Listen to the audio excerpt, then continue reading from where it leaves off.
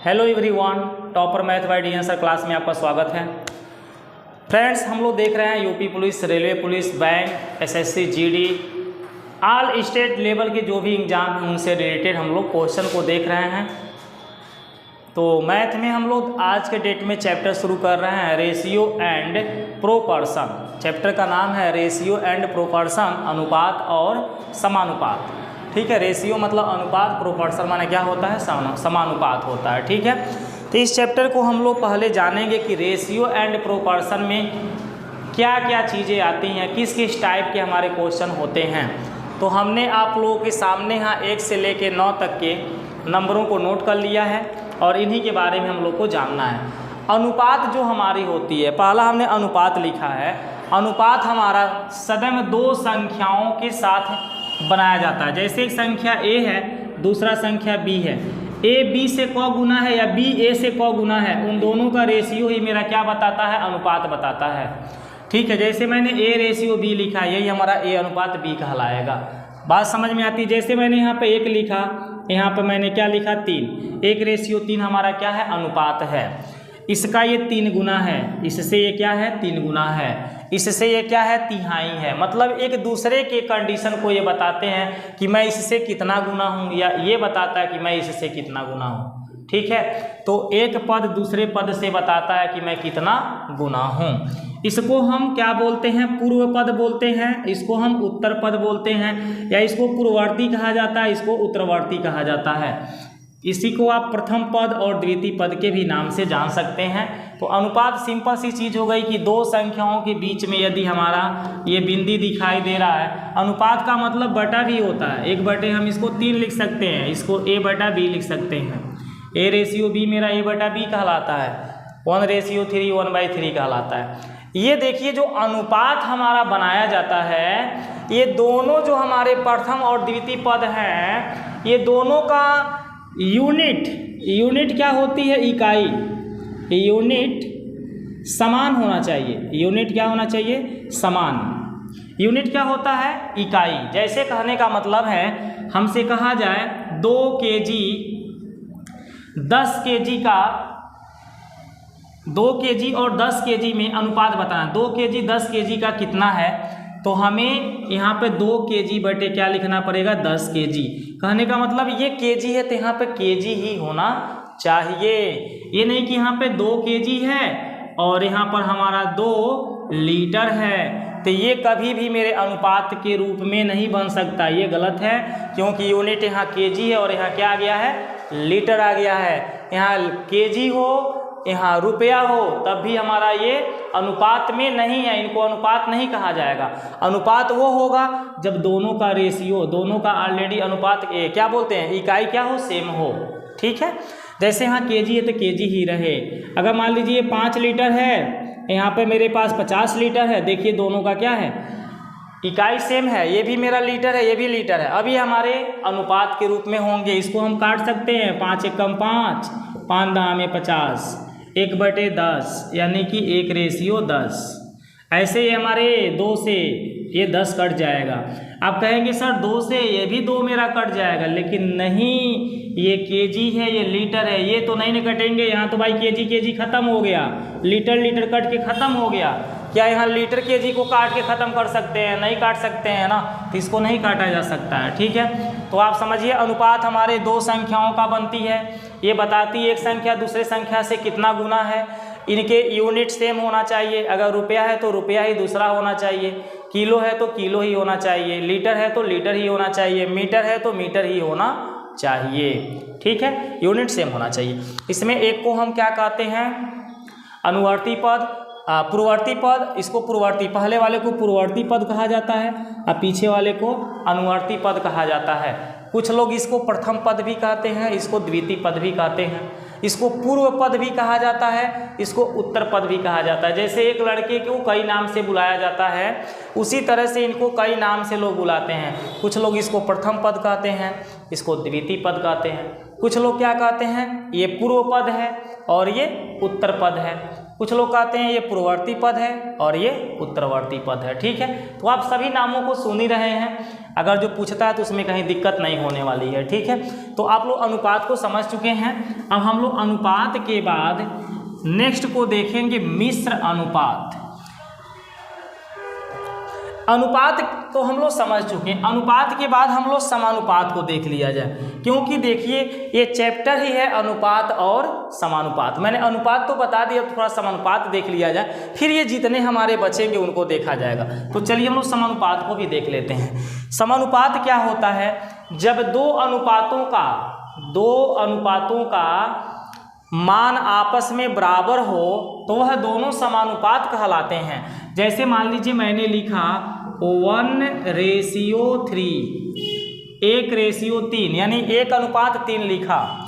एक मेरे पास दूसरा नंबर है 3:9, 3:9। अब इसका जो अनुपात है क्या वही अनुपात इसका भी है? अगर दोनों का अनुपात सेम है तो ये दोनों समानुपात कहलाएंगे। तो देखिए मैं 3 से इसको काटूँ, 3 × 1 = 3, 3 × 3 = 9, 1:3 ये भी निकल रहा है और ये भी 1:3 था।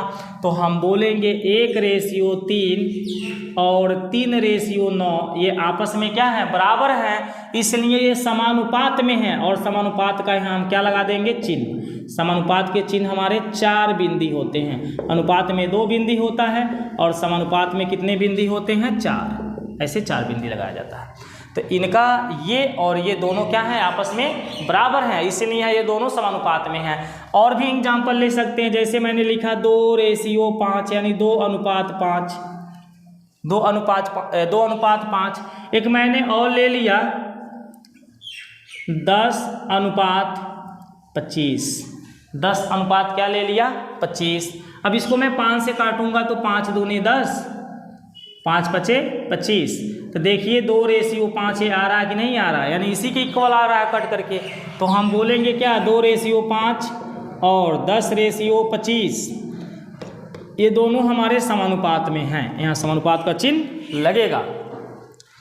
अगर जो यही हमारा 25 के जगह पे 35 होता तो 5 दूनी 10 और ये 5 × 7 = 35, ये 2:5 निकला और ये 2:7 निकल रहा है। तो हम बोलते हैं कि ये समानुपात में नहीं है, ये समानुपात में नहीं है, क्योंकि ये बराबर नहीं, इसलिए समानुपात में नहीं है। क्योंकि ये 2:5 आ रहा है, ये तो 2:5 नहीं आ रहा है, 7 आ जा रहा है, इसलिए समानुपात में नहीं है। तो हम लोग अनुपात और समानुपात जान चुके हैं। समानुपात क्या होता है?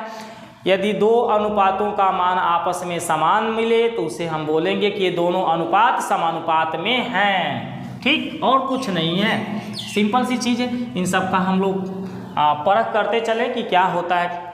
नेक्स्ट हम लोग मिश्र अनुपात को देखते हैं। मिश्र अनुपात बहुत ही इजी चीज़ है। जैसे मान लीजिए मैंने लिखा A:B, यहाँ पर मैंने लिख दिया C:D और यहाँ पर मैंने लिख दिया B:D। ऐसे मैंने और भी ले सकता हूँ, 2 ही हो सकता है, 2 से ज़्यादा भी हो सकता है, ठीक। अब इनका मुझे मिश्र अनुपात बताना है। क्या बताना है? मिश्र अनुपात। तो मिश्र अनुपात हम कैसे निकालते हैं? रेशियो के पहले को पूर्ववर्ती पद और रेशियो के बाद वाले को अनुवर्ती पद कहा जाता है। तो हम प्रथम पद आप बोल सकते हैं, द्वितीय पद भी बोल सकते हैं, कोई दिक्कत नहीं है ना। तो हर एक किसी में प्रथम पद और द्वितीय पद दिखाई दे रहा है। प्रथम पद का हम प्रथम पद के साथ गुणा कराते हैं। ए का गुणा किस में होगा? प्रथम पद में, ये प्रथम पद है। फिर ए का गुणा सी में और फिर किस में होगा? बी में, ठीक। मेरे कहने का मतलब क्या है?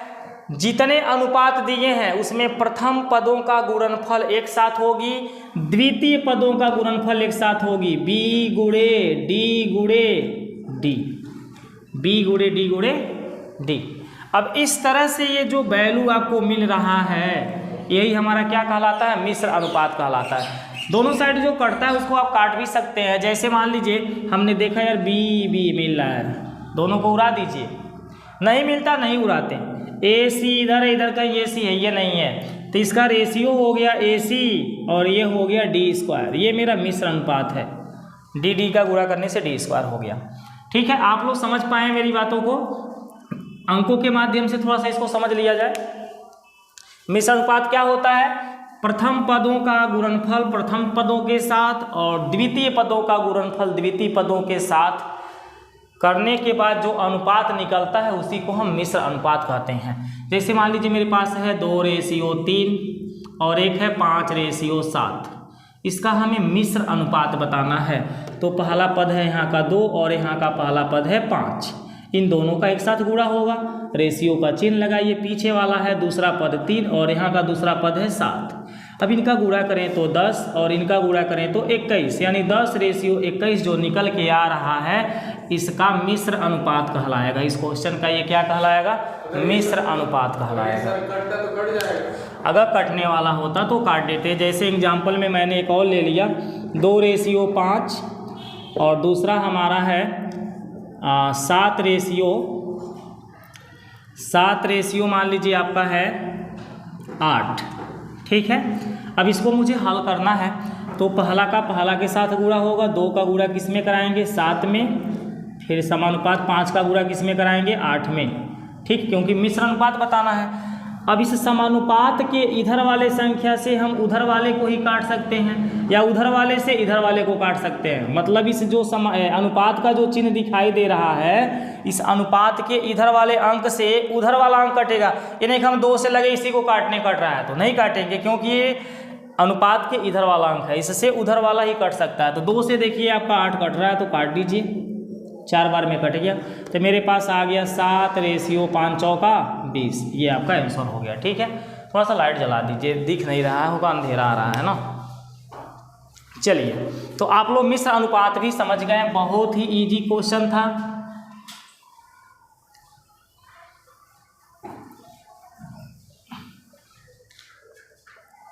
ठीक है, चलिए हटाइए इसको भी, आएगा तो क्वेश्चन में देखिए। मिटक गया तो मिटक गया। अब देखिए अगला आपका है द्विघात अनुपात। क्या है? द्विघात अनुपात। यदि मेरे पास A:B, ये 2 रेशियो हैं A:B, इसका हमें द्विघात अनुपात बताना है। क्या बताना है? द्विघात अनुपात बताना है। तो ये हो जाएगा A:2:B²। द्विघात का मतलब होता है 2 घात।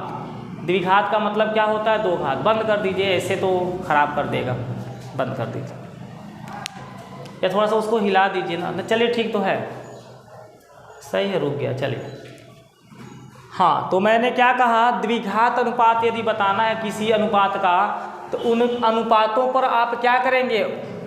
उन नंबरों पर 2 घात लगाएंगे। द्विघात का मतलब होता है 2 घात। A:B यानी A:B का द्विघात अनुपात क्या होगा? A²/B²। अब मैंने एक नंबर ले लिया, यहाँ पर है 2:3, इसका हमें बताना है द्विघात अनुपात। क्या बताना है? द्विघात अनुपात। तो आप देख रहे हैं कि एक 2 है और एक क्या है? 3 का हम स्क्वायर कर लेंगे, यही है द्विघात अनुपात। अब 2 का स्क्वायर आता है 4, 3 का स्क्वायर आता है 9, आंसर हो गया 2:3 का द्विघात अनुपात 4:9। सिंपल सी चीज़ हो गई। अब द्विघात अनुपात के बाद हमारा आता है वर्गमूलानुपात। क्या आता है? वर्गमूलानुपात। जैसे मेरे पास है 25:36 का वर्गमूला अनुपात बताना है, वर्गमूलानुपात। चलिए, इससे पहले हम आपको सूत्र बता देते हैं कि A:B का वर्गमूलानुपात कैसे निकलेगा। वर्गमूलानुपात, तो A:B का वर्गमूलानुपात निकालने के लिए √A:√B बन जाएगा। यानी इस A को रूट यानी काड़ी में बंद करेंगे, इस B को भी हम काड़ी में बंद करेंगे। इसी को हम क्या कहते हैं? वर्गमूल का चिन्ह कहते हैं। ये वर्गमूल का चिन्ह है, काड़ी को हम वर्गमूल का चिन्ह कहते हैं, ठीक है। तो ये बताइए, इस सूत्र के द्वारा अगर हम 25:36 का वर्गमूलानुपात निकालते हैं तो 25 और 36 भी तो मेरे काड़ी के अंदर बंद होंगे। 25 भी बंद होगा और कौन बंद होगा? 36 होगा कि नहीं होगा? इस सूत्र के बेस पे सेम ये होगा। अब मुझे 25 का वर्गमूल निकाल लेना है 5 और 36 का निकाल लेना है 6। भाई 5 का पहाड़ा 5 बार पढ़ेंगे तो 25 आएगा, 6 के पहाड़ा 6 बार पढ़ेंगे तो 36 आएगा। यानी कि 36 का वर्गमूल 6 और 25 का क्या होता है? 5। ठीक है, तो ये हो गया वर्गमूलानुपात।